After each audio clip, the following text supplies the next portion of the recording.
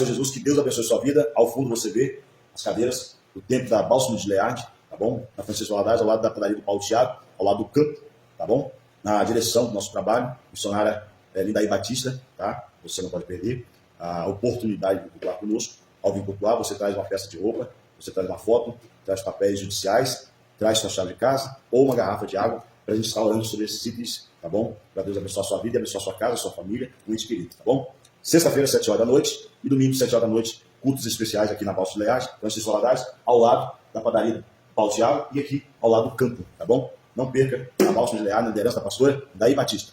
Irmãos, Êxodo 17, tá bom? Versículo 5. O Senhor respondeu: vá à frente do povo e leve com você alguns líderes de Israel. Tenha na mão a vara que você usou. Golpeia as águas do rio Nilo. Eu estarei à sua espera sobre a rocha, no monte de Horebe. Bata com a vara na rocha, e dela sairá água. E o povo terá água para beber. Moisés fez isso diante dos líderes de Israel. Moisés chamou aquele lugar de Massá, e também Meriba, porque dali os israelitas se reclamaram e puseram o Senhor à prova, ao dizer: o Senhor está conosco ou não está? O líder aqui, Moisés, que foi levantado, escolhido, separado por Deus, é posto à prova. Portanto, eles vão falar: você, Moisés, tirou a gente do Egito para a gente passar fome no deserto? Esquecendo os manifestos do Senhor, da providência do Senhor, do livramento do Senhor, eles agora estão olhando para o momento. E quantas pessoas estão andando conosco, olhando para o momento, esquecendo dos feitos que o Senhor fez através da nossa vida? E se não fosse a nossa vida, muitas pessoas já teriam ido para a sepultura. Quer ver uma coisa? Você mãe, você pai, você filho, que está orando pela sua família, Deus já fez maravilha, Deus já deu livramento. As pessoas sabem que Deus é contigo, mas ao mesmo tempo esquece tudo que Deus fez por você, para a sua família, por causa da sua oração, mas eles ainda esquecem e continuam a reclamar e murmurar, dizendo que Deus esqueceu deles. E você é o único servo fiel que Deus levantou nessa casa para adorar, para servir, para buscar, para clamar a Deus, né? Ter misericórdia, e eles ainda falam: o que vai ser de nós? Todos os problemas que acontecem na sua família é você que leva para o joelho. E aí o Senhor está dizendo para mim e para você: usa mais uma vez a arma que eu te dei nos outros milagres atrás. Usa mais uma vez a ferramenta que eu te dei nos outros milagres que eu fiz lá atrás. Golpeia, fere o reino das trevas, porque eu vou fazer mais uma vez um milagre na sua vida. É o Senhor dizendo: golpeia e fere o reino das trevas. Talvez, nesse momento, você se sente amedrontado e agora você não vê mais solução. Será que Deus me ouve? Será que Deus está me ouvindo? Será que Deus está recebendo a minha oração? Será que Deus está respondendo agora, nesse momento, a minha oração, o meu sacrifício? Será que Ele aceitou? Será que Ele achou graça no meu sacrifício? O Senhor está dizendo para mim e para você: fere e golpeia o reino das trevas com a sua oração, com a sua adoração. Essa mensagem é a continuação de ontem, com o tema: um Deus que se movimenta em prol do seu adorador. O Senhor vai se movimentar. O Senhor não te levou para o deserto de Sim, que significa em grego dependência de Deus. O Senhor não te levou para Refidim, que significa lugar de descanso. Não te colocou debaixo de um oásis para você ficar sedentário. Mas nesse momento Deus está dizendo: pare, mas se movimenta na oração. Pare, mas se movimenta no jejum. Pare, mas se movimenta adorando o templo. Pare, mas se movimenta lendo a Bíblia. É o Senhor dizendo para você: você está no deserto, mas continua me adorando. Você está no deserto, continua me buscando, que eu vou ouvir o seu clamor. Então, Moisés é confrontado. Só que Moisés tem certeza e convicção do seu chamado. E a partir do momento que ele está ali, naquele deserto de Sim, Refidim, lugar de descanso, lugar de dependência, ele chama pessoas que são líderes de Israel para ir com ele. Porque agora o Senhor vai se manifestar. E é bom quando o Senhor convoca pessoas e dá-nos a visão. Você tem que pedir para Deus, como eu tenho pedido, uma visão de visionária. Ser um visionário na obra. Ser um avivalista na obra. O que é um visionário? O visionário é aquele que vê além dos olhos humanos. Que tem uma fé violenta, que vê além. Que para muitos aqui o que você está fazendo é loucura, doideira, maluquice. Não tem condição, mas o reino espiritual está tendo um impacto. É visionário. O que é um avivalista? Aquele que quer avivamento. Aquele que quer reavivamento. Aquele que quer despertar os dons, os frutos do Espírito Santo. Aquele que quer uma igreja avivada. Uma igreja que não expulsa demônio já está conformada com os pecados carnais. Uma igreja que não ora por libertação já está conformada com os pecados carnais. E geralmente, quem está conformado dentro da igreja? Com o âmbito onde não expulsa demônio, onde não ora por cura, libertação, onde não ora por maravilhas, onde não há prosperidade, pode ter certeza. É porque tem alguma coisa errada por trás. E nós, diante da luz da palavra, de Joel capítulo 2, Joel chama o sacerdote e fala, olha, isso de pano de saco, pano grosseiro, apresenta ao Senhor com jejum solene, rasgam não suas vestes, mas seus corações, líderes de Jerusalém. Venham, ofereçam um sacrifício santo ao Senhor, sacrifício esse de jejum em pró da nação. Sacrifício esse que nós precisamos entender, que também Ezequiel fala, o jejum que agrada a Deus, alimentar a viúva, alimentar o órfão, alimentar o necessitado, visitar aquele que está acamado e está preso. Então Moisés é um homem aqui na liderança que tem a face com Deus, um diálogo. Ele chega e Deus resolve o problema. Ele apresenta a causa e Deus resolve o problema. Não desmoralizando, até mesmo rebaixando, eu não posso fazer isso, mas nós líderes que muitas vezes deixamos a desejar, já confiamos somente na palavra, mas não na nossa fé. Ah, se Deus falou que vai fazer, ele vai fazer, né? Mas qual é, né, a movimentação da sua fé neste meio de deserto que você está passando? O Senhor espera de nós, muitas vezes, uma movimentação. Movimenta na oração, movimenta no jejum, movimenta na consagração, movimenta na madrugada, movimenta o que Deus faz. E quantas vezes Deus está te chamando para você fazer a diferença? Quantas vezes Deus está te chamando para você fazer algo que ninguém fez? Será? Mas vão falar que eu sou doido. Será? Mas vão falar que eu sou incapaz. Será? Vão falar que isso está na Bíblia. O Senhor está pouco se lixando com as ideias dos outros. Porque cada um carrega uma teologia, uma ideologia diferente, uma crença diferente. E a fé é violenta. Quando você quer avivar o lugar, quando você quer ter uma visão diferente do lugar, no mundo espiritual, você cede à vontade do Senhor. Então Moisés ele vai levar aquele povo, os líderes, um monte, justamente aonde? Horebe. Por que Horebe? Horebe foi o lugar aonde o Senhor marcou um selo, um compromisso com Moisés, que ele seria o libertador de Israel, que ele poderia voltar ao Egito e de lá falar a Faraó, e Deus deu a ele autoridade, deu unção, manifestou na vida dele através da sarça, que simboliza um símbolo muito grande aqui, né, que não tem como falar, o vídeo vai ficar longo se eu falar da sarça. Mas se nós formos olhar, Horebe é o lugar onde Deus chamou. Você está entendendo o que eu estou falando com você? Eu quero que você suba, eu quero que você desça, para eu te manifestar a minha glória, para eu te manifestar o meu poder, melhor dizendo. O Senhor está dizendo para você hoje, volte aonde você começou, volte aonde você deixou inacabar, volte em lugares que Deus já manifestou. É lá que eu vou fazer para você mais um milagre. Eu vim embora do baixinho, e eu tive que voltar para o baixinho, porque é a mesma promessa, volta, porque eu vou fazer mais uma vez, volta. E existe algo interessante, ele tem que levar pessoas ao lugar onde o Senhor manifestou para ele. Eu quero profetizar sobre a tua vida, que não vai passar, tá, essa fase sem que o Senhor se manifeste. Está vindo um reforço de Deus para você. Os de dentro não reconhecem, porque a Bíblia vai dizer bem claro, Jesus vai dizer que o profeta não tem honra na sua casa. Mas o Senhor manda te dizer hoje, está vindo um reforço para você, te ajudar nos problemas que você está passando, te orientar, te ajudar em oração, te ajudar financeiramente, te ajudar materialmente. Está vindo um reforço para você.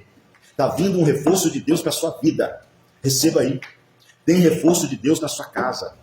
O Senhor está enviando agora uma locomotiva de anjos sobre a sua casa. Para você entender melhor, o Senhor está enviando agora anjos para livrar a sua casa, a sua família, livrar agora você e os seus filhos de todos os males. E além disso, o Senhor está enviando pessoas humanas. Essas pessoas que vão agora, neste momento, servir como Barzilai, serviu Davi em Lodebar.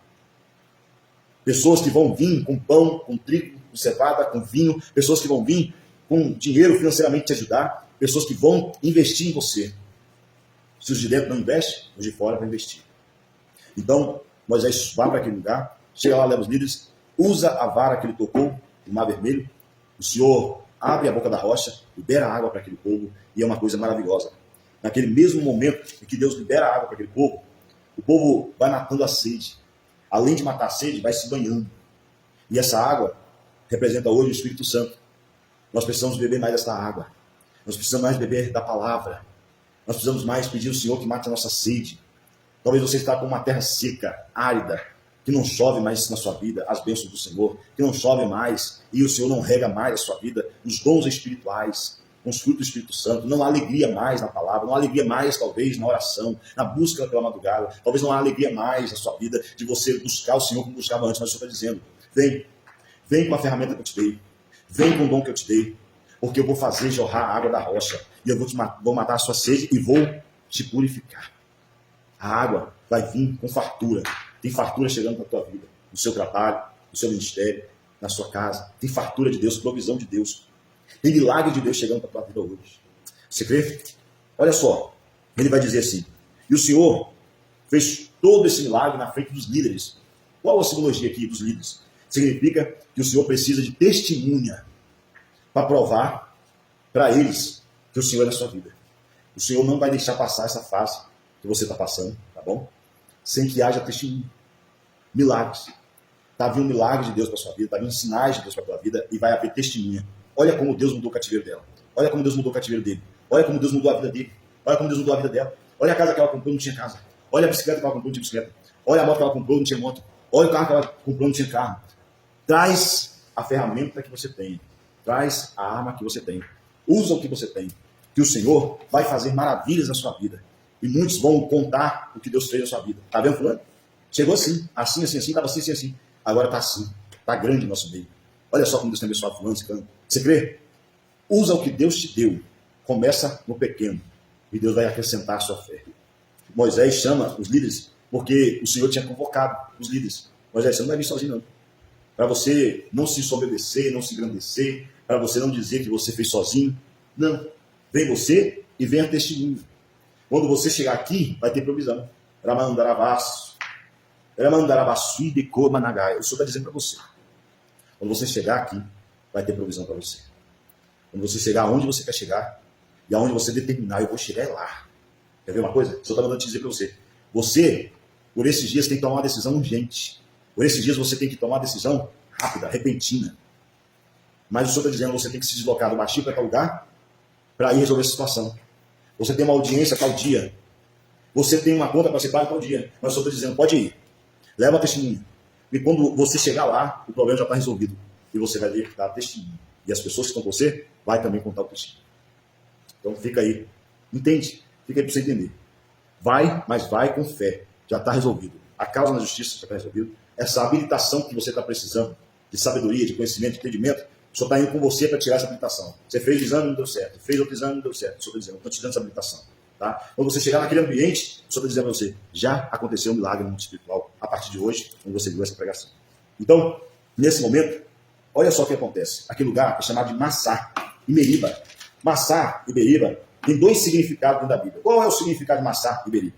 Massá e Meriba significa Massá, prova, Meriba, contenda. Epa, peraí. Como é que é isso? Massá e Meriba significa prova e contenda. Quando Deus te coloca na prova, justamente na prova, o Senhor permite também a contenda. Muitos problemas que acontecem na sua vida, quando vem com prova, algumas pessoas não suportam e te abandonam. Quando vem problema na sua vida, que simboliza a prova do Senhor, as pessoas não conseguem. Você vê a mulher de Jó, amaldiçoa esse Deus e morre. Jó passando por aquele problema todo, em vez de eu ter uma palavra de incentivo, de motivação da mulher, a mulher fala, amaldiçoa esse Deus e morre.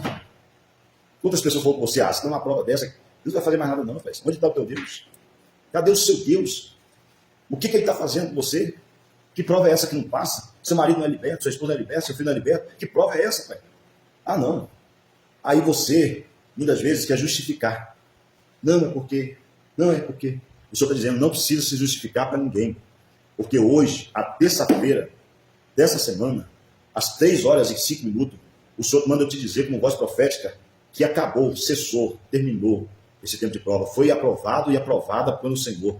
E as contendas que estavam vindo contra a sua vida, que te difamaram, dizendo que você era uma falsa crente, que Deus não estava com você, e é por causa do seu pecado que Deus estava te provando, Deus está dizendo para você hoje, terça-feira, às 3h05 da manhã, o Senhor está enviando um anjo ao teu respeito, e te dando vitória nesta causa, na salvação do teu filho, salvação do teu esposo, salvação da tua filha, salvação do teu marido, e a salvação dos seus entes queridos. O Senhor está enviando um anjo agora para mostrar para você que ele entra no INSS, te dá vitória na aposentadoria, entra na legislação, na autoescola, te dá essa carteira de habilitação, e entra com providência, abrindo uma porta de emprego para você, e na faculdade não vai haver miséria, não vai haver escassez financeira para você pagar essa faculdade, tá bom?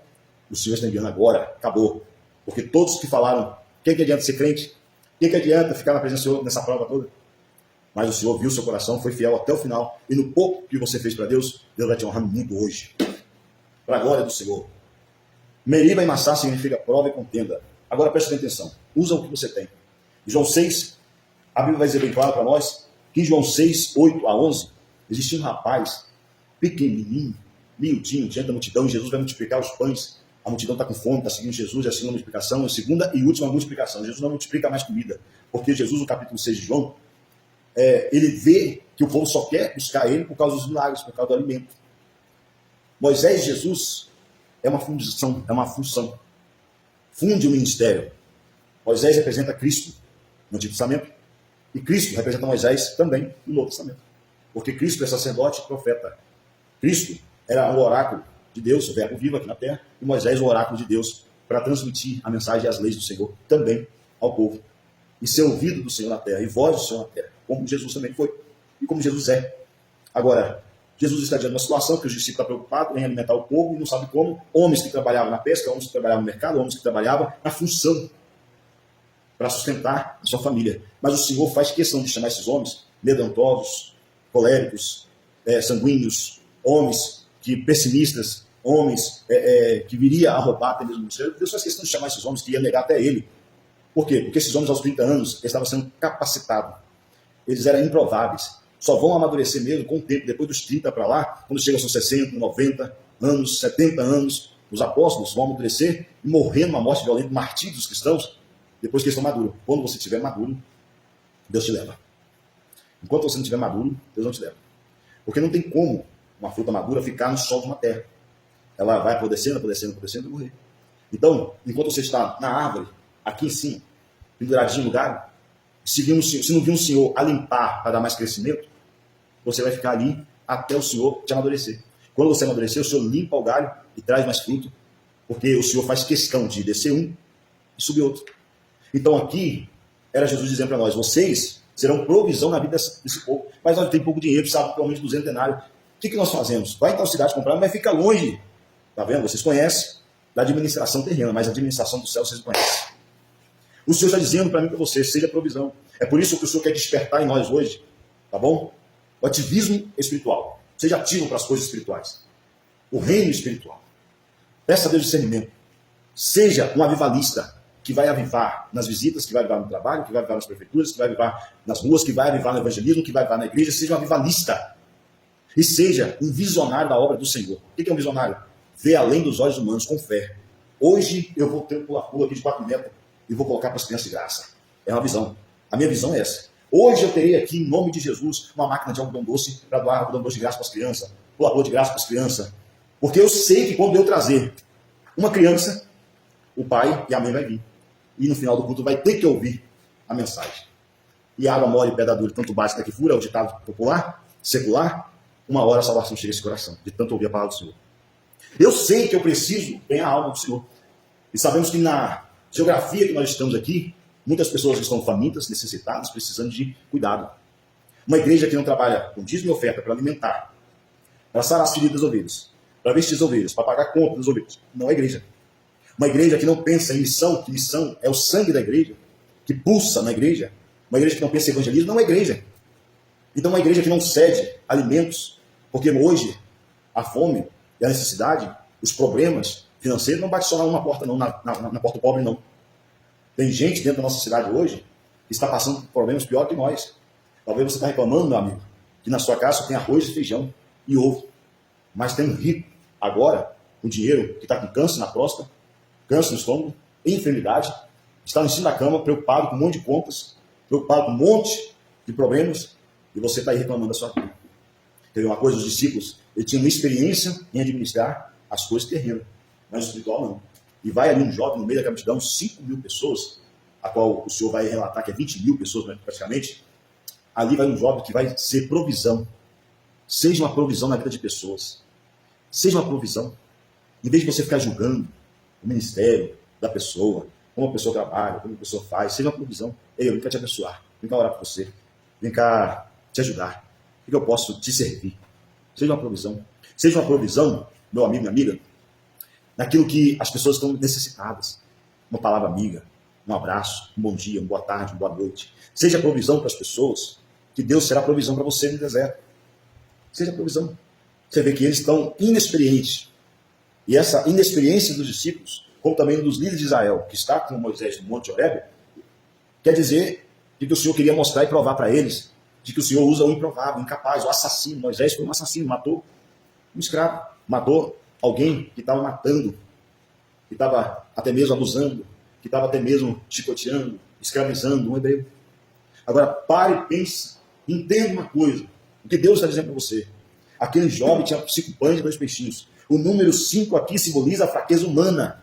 O termo da tipologia vai dizer brincado para nós que o número 5 na Bíblia significa fraqueza humana. E olha só, 1 Coríntios capítulo 1, verso 25. Porque a loucura de Deus é fraqueza de Deus.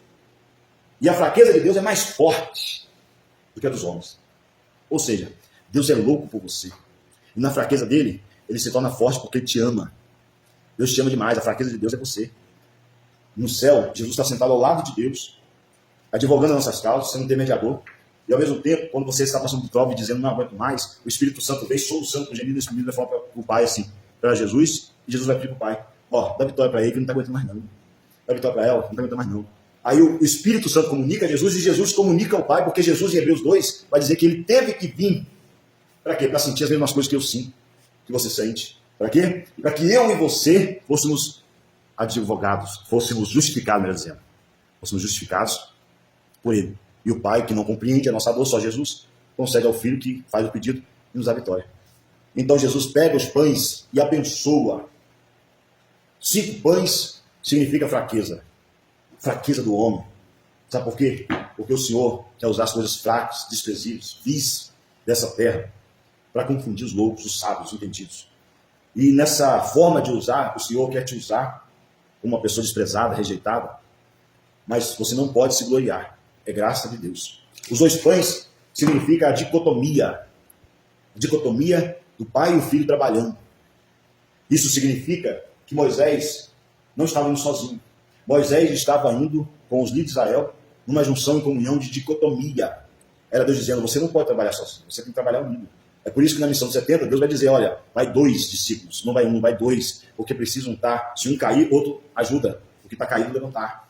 Se o outro enfraquecer na fé, vai ter outro para ajudar. Então, aqui, os 2 peixes significa a dicotomia. A simbologia desse número traz para nós que é a unidade do Pai trabalhar com o Filho e com o Espírito Santo na dicotomia. Ou seja, Deus está falando assim, não vai conseguir trabalhar sozinho. Você não vai conseguir trabalhar, você não vai conseguir fazer as coisas sozinho. Faça junto de pessoas que têm a mesma visão que você. Sai fora de pessoas que não têm a visão que você tem. Sai fora de pessoas que só tentam puxar o seu tapete, dizendo, isso não vai dar certo, isso não é de Deus, isso não é bom, isso aquilo, isso aquilo. Para quem dá comida para o povo, nos cultos, isso aí está querendo ganhar o povo de comida, isso é gente que só quer o seu dinheiro. Isso é gente que só quer botar, fazer caçadores. Aí eles vão usar esses métodos para profanar o altar e também blasfemar contra o Espírito Santo sobre aqueles que fazem a obra do Senhor. O Senhor te chama hoje. Usa o que você tem, usa a ferramenta que Deus já te usou. Usa mais uma vez. A dicotomia, ela está vinculada à graça do Senhor, à necessidade da graça.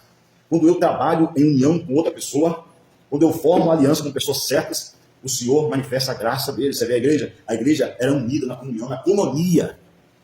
E milagres aconteciam, maravilhas aconteciam. O Senhor fazia grandes coisas no meio da igreja. E o número 2 significa a necessidade da graça. Efésios capítulo 2, versículo 8.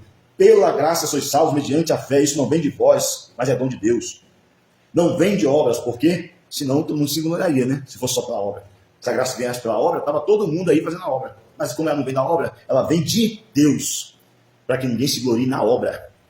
Nós não podemos se gloriar na obra, nós podemos se gloriar pelo nome de Cristo. É Cristo que nos deu a vitória. É Ele que achou graça em nós.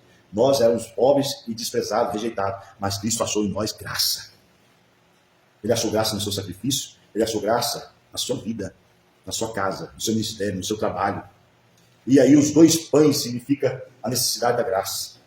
E aí, meu amigo, eu quero dizer uma coisa para você, que você possa entender que o Senhor é o Deus que provê, é o Deus que te chamou. Independente do que aconteça, independente do que está acontecendo na sua vida, essa prova, essa luta, essa contenda, essa difamação, essa calúnia, essa perseguição, essa enfermidade, esse desemprego, essa causa da justiça não está sendo resolvido, todos esses problemas, porque o Senhor está dizendo para você, vem para perto de mim, vem para o lugar secreto, vem para o lugar de intimidade. Estou eu buscando hoje um relacionamento com você mais uma vez, e te dando a oportunidade de você chegar para perto de mim. Eu quero ver a sua necessidade, eu entendo as suas fraquezas, eu entendo as suas quedas, eu entendo os seus pecados, eu te perdoo. O Senhor está dizendo para você, o Senhor está dizendo para você que é a graça do Senhor que te basta. Talvez você está aí, fulano está me perseguindo, fulano está caluniando, está difamando, está injuriando, não vou pregar mais não, não vou louvar mais não vou fazer mais não quero mais não, não quero não, Deus está dizendo, minha graça te basta. Muitas vezes nós ferimos pessoas com nossas palavras. Muitas vezes nós machucamos pessoas com nossas ações. Pessoas que viram em nós um exemplo como cristão, ou até mesmo um exemplo íntegro na sociedade, como exemplo de personalidade, de caráter, libado. Quando nós vacilamos, erramos, pessoas descreem de tudo aquilo que acreditavam sobre nós. E é o Senhor dizendo, é justamente nessa área que eu vou te usar. Nas decepções que você causou e que te causaram. É o Senhor dizendo para você, seja fiel um pouco, no muito eu vou te colocar. Está chegando vitória para sua vida, está chegando vitória para sua casa. Você não pode deixar com que a seca, ou até mesmo a fome, venha falar ao contrário, que Deus não te ama. Que as provas na sua vida não seja como um meio de você cair, como eu um dia caí. É difícil a gente ter que aprender sozinho. É difícil a gente ter que aprender só com o Senhor. É difícil a gente ter que aprender nas madrugadas. É difícil a gente ter que aprender somente escondido no anonimato, lá no monte sozinho. É difícil. É difícil a gente ter que ser um discípulo somente de Jesus e ouvir somente Jesus. Instruindo. Procurar meios. Procurar até mesmo informações, conhecimento em fontes e saber discernir qual está certo sozinho. Mas eu sei que Deus, como Ele tem falado também para nossas vidas, em Jeremias 23, o Senhor vai apacentar as suas ovelhas, o Senhor vai rebanhar o seu povo, o Senhor vai dar conhecimento a nós, Oséias capítulo 3, prossigamos em conhecer o Senhor. O Senhor está dizendo, se não há líder em Israel, se não há ninguém capacitado para te ajudar a ir para o céu, eu estou enviando meu Espírito para te dar fome e sede, fome da palavra e sede da minha presença. Aqueles que te abandonaram, vai ver Deus cumprindo a sua vida. E eles vão falar assim, mas como pode tanta sabedoria, mas como pode tanta unção, mas como pode tanto poder, mas como pode encher uma igreja, ou até mesmo evangelizar desse jeito, ganhar a graça do povo desse jeito, é porque você reconheceu que você era dependente de Deus. A partir do momento que você não precisou mais mendigar conhecimento, mendigar palavras de conforto e motivação de pessoas vazias. Seja um provedor, seja providência na vida de alguém, até mesmo com um abraço, com palavra, com motivação, para aquelas pessoas que estão caídas. O Senhor está te usando hoje, o Senhor vai te usar amanhã, o Senhor vai te usar até no dia que Ele te chamar. Que Deus abençoe a sua vida. Lembra que nós teremos culto sexta às 7 horas, na Bálsamo de Learte, ao lado da padaria do Paulo Thiago, ao lado do campo, na Francisco Valadares. Sábado, 4 horas da tarde, temos culto também. Tá? E no domingo, você é nosso convidado, 7 horas da noite. Deus abençoe a sua vida, fique em paz, o Senhor está provendo. Essa mensagem é a continuação da de ontem. Tá? Um Deus que se movimenta em prol dos seus adoradores. O Senhor está movimentando ao seu favor nesse momento, tá bom? Deus te abençoe. Fique em paz. A paz do Senhor Jesus.